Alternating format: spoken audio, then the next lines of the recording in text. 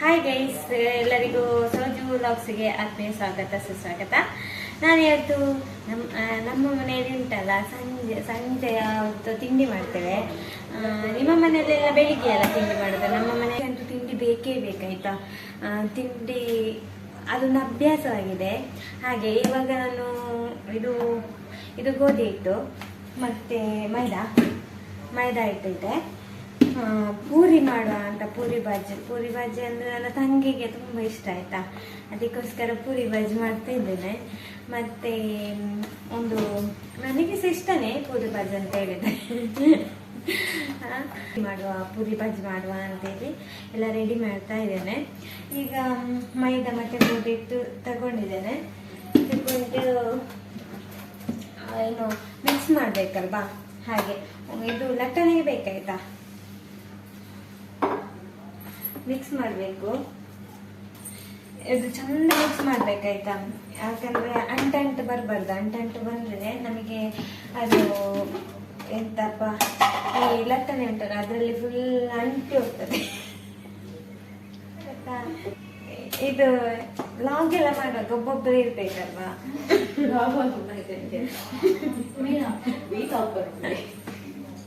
ಮಾತಾಡ್ರಿ ನೀವ, ಕೇಳ್ತದೆ. ಇದು ಲಾಗ್ ಮಾಡ್ಬೇಕಾದ್ರೆ ಒಬ್ರೇ ಇರ್ಬೇಕು.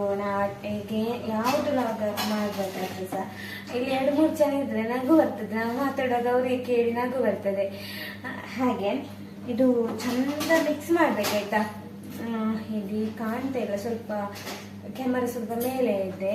ಹಾಗೆ ಚಂದ ಅಂಟಂಟು ಎಲ್ಲ ಹೋಗ್ಬೇಕು, ಅದು ಕೈಯಲ್ಲಿ ಅಂಟದೆ. ಇಲ್ಲ ಇದ್ರೆ ನೀರು ಜಾಸ್ತಿ ಆದ್ರೆ. ಹಾಗೆ ಚಂದ ಮಿಕ್ಸ್ ಮಾಡ್ತಾ ಇದ್ದಾನೆ. ಒಬ್ಬೊಬ್ಬರ ಮನೆಯಲ್ಲಿ ಉಂಟಲ್ಲ ಪೂರಿ ಮಾಡುದು ಮತ್ತೆ ಚಪಾತಿ ಎಲ್ಲ ಮಾಡ್ತೇವಲ್ಲ, ಅದರದ್ದು ಮಿಷಿನ್ ಇರ್ತದೆ. ನಮ್ಮ ಮನೆಯಲ್ಲಿ ಮಿಷಿನ್ ಇಲ್ಲ. ನಾನು ಯಾವ ತರ ಮಾಡ್ತೇನೆ ಅಂತ ನಾನು ತೋರಿಸ್ತೇನೆ ಯಾವ ತರ ಮಾಡುದು ಅಂತ. ನಿಮ್ಮ ಮನೆಯಲ್ಲಿ ಮಿಷನ್ ಇದ್ರೆ ಮಿಷನ್ನಲ್ಲೇ ಮಾಡಿ ಪರವಾಗಿಲ್ಲ. ಆದ್ರೆ ನನ್ನ ಕೆಲಸ, ನಾನು ಮಾಡೋ ಕೆಲಸದ ಬಗ್ಗೆ ನಾನು ಹೇಳ್ತಿದ್ದೇನೆ ಅಷ್ಟೇ. ನಮ್ಮ ಮನಸ್ಸು ಒಳ್ಳೇದು ಮಾಡಿದ್ರೆ ದೇವರು. ಈ ಮರ ಗಿಡ ಎಲ್ಲ ಯಾಕೆ ಏನಂತೀರಾ ಅಲ್ವಾ? ಬನ್ನಿ, ಇದು ಕಟ್ ಮಾಡೋದು ತೋರಿಸ್ತೇನೆ ನಾನು ಯಾವ ತರ ಕಟ್ ಮಾಡ್ತೇನೆ ಅಂತ. ದೊಡ್ಡದೇ ಕೊಟ್ಟು ಬುತ್ತಿ ಹಾಗೆ ನಾನು ಯಾವ ಥರದಲ್ಲಿ ಕಟ್ ಮಾಡ್ತೇನೆ ಅಂತ ತೋರಿಸ್ತೇನೆ ಆಯ್ತಾ. ನಮ್ಮ ಮನೆಯಲ್ಲಿ ಮಿಷನ್ ಎಲ್ಲ ಇಲ್ಲ ಅದ್ರದ್ದು ಕಟ್ ಮಾಡೋದು. ಅಂದ್ರೆ ರೌಂಡ್ ಆಗಿದ್ರೆ, ಶೇಪ್ ರೌಂಡ್ ಅಲ್ಲಿ ಎಲ್ಲ ಇದ್ರೆ ಚಂದ ಕಾಣ್ತದಲ್ಲ, ಅದಕ್ಕೋಸ್ಕರ ಕಟ್ ಮಾಡೋದು. ಇಲ್ಲಾದ್ರೆ ಕಟ್ ಮಾಡದೆ ಸಾಕ್ತದೆ. ಕಟ್ ಮಾಡಿದ್ರೆ ಅಷ್ಟು ಚೆನ್ನಾಗಿ ಕಾಣೋದಿಲ್ಲಲ್ಲ. ಹಾಗೆ ಪೂರಿ ಬಾಜಿ ಕಾಂಬಿನೇಷನ್ ಸಕ್ಕತ್ತಿರ್ತದೆ. ಈ ಚಪಾತಿ ಮತ್ತೆ ಪೂರಿ ಮಾಡ್ತಾರೆ, ಒಬ್ಬೊಬ್ಬರಿಗೆ ಆ ಥರ ಇಷ್ಟ ಇರ್ತದೆ. ಆದರೆ ನನಗೆ ಚಪಾತಿ ಇಷ್ಟ ಇಲ್ಲ. ತಿಂದ್ರು 1-1.5 ಎಲ್ಲ ತಿಂತೇನೆ ಅಷ್ಟೇ.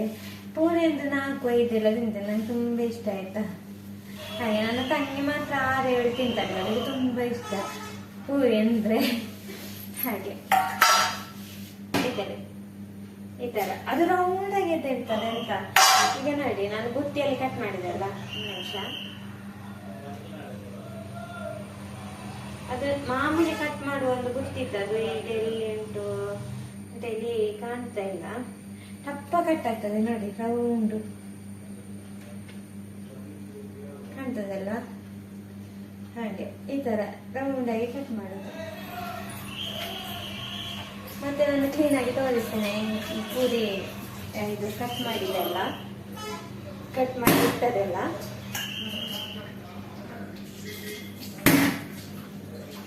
ಇದು ಯಾಕೆ ಗೊತ್ತುಂಟ ಟಿಫಿನ್ ಅಲ್ಲಿ ಕಟ್ ಆಗುದು. ಈಗ ಇದು ಅಷ್ಟೊಂದು ಹರಿತಾ ಇಲ್ಲ, ಇಲ್ಲಿ ಹರಿತಾ ಇರುತ್ತೆ. ಅವತ್ತೆಲ್ಲ ನನಗೆ ಅಷ್ಟೊಂದು ಪೂರಿ ಬಾಜಿ ಎಲ್ಲ ಮಾಡ್ಲಿಕ್ಕೆ ಗೊತ್ತಿರ್ಲಿಲ್ಲ. ನಾನು ಯೂಟ್ಯೂಬಲ್ಲಿ ನೋಡಿ ಮಾಡ್ತಿದ್ದೆ ಆಯ್ತಾ. ಫಸ್ಟಿಗೆ ಒಂದ್ಸರಿ ನಾನು ಮತ್ತೆ ನನ್ನ ಫ್ರೆಂಡ್ ಒಬ್ರು ಕಾವ್ಯ ಅಂತ ಇದ್ದೆ. ಮತ್ತೆ ನಾನು ಮಾತ್ರ ಮಂಗಳೂರಲ್ಲಿ ಇದ್ದಾಗ ಇದು ಇಬ್ಬರಿರುವಾಗ ಒಂದ್ಸರಿ ಯೂಟ್ಯೂಬಲ್ಲಿ ನೋಡಿ ಮಾಡಿದ್ದೆ. ಅದು ಸಖತ್ತಾಗಿತ್ತಾಯ್ತಾ, ಫೈಲ್ ಆಗಿಲ್ಲ. ಈಗ ಒಂದೊಂದು ಯೂಟ್ಯೂಬಲ್ಲಿ ತೋರಿಸ್ತಾರೆ ಮಾರ್ರೆ, ಅದೆಲ್ಲ ಫೈಲ್ ಆಗ್ತದೆ. ಒಂದೊಂದು ರೆಸಿಪಿ ಎಲ್ಲ ಫೈಲ್ ಆಗುದಿಲ್ಲ, ಒಂದೊಂದೇ ಇರುದಿಲ್ಲ. ನೋಡಿ ಚಪಾತಿ ಈ ತರ ರೌಂಡ್ ಆಗ್ತದೆ. ನಾನು ಬುತ್ತಿಯಲ್ಲಿ ಕಟ್ ಮಾಡಿದಲ್ಲ, ಹಾಗೆ ಈ ತರ ರೌಂಡ್ ಆಯ್ತು.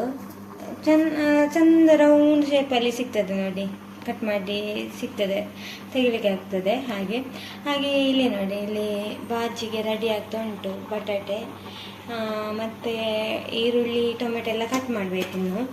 ಫಸ್ಟಿಗೆ ನಾನು ಇದು ಎಂತ ಪೂರಿ ಇದೆಲ್ಲ ಮಾಡಿಕೊಳ್ಳುವ ಅಂತ. ಪೂರಿ ಮಾಡಿದ್ಮೇಲೆ ಲಟ್ಟಿಸೋದೇ ತುಂಬ ಕಷ್ಟ ಮಾತ್ರ, ಕೈಯೆಲ್ಲ ನೋವಾಗ್ತದೆ. ಅಂದರೆ ಒಂದಿಬ್ಬರಿಗೆ ಎಲ್ಲ ಓಕೆ, ತುಂಬ ಜನ ಇರುವಾಗ ತುಂಬ ಮಾಡಬೇಕಾಗ್ತದಲ್ವಾ, ಆಗ ಸ್ವಲ್ಪ ಕಷ್ಟ ಆಗ್ತದೆ.